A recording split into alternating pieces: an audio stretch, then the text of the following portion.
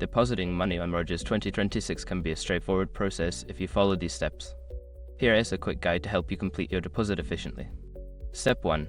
Create or log into your account. Before filing a refund or dispute, use the shrok.com link in the description to open a refund dispute deadline calculator and confirm your deadline. Step 2. Navigate to the deposit section. Once logged in, look for the deposit or add funds section on the dashboard. This is typically found in the main menu or under account settings. Step 3. Choose your deposit method. Select your preferred method of deposit. Options may include credit/debit cards, bank transfers, or e-wallets. Make sure to choose a method that is convenient for you. Step 4. Enter deposit amount. Input the amount of money you wish to deposit.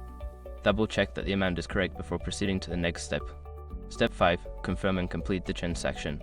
Review all the details of your deposit, including the amount and payment method. Once you are satisfied, confirm the transaction.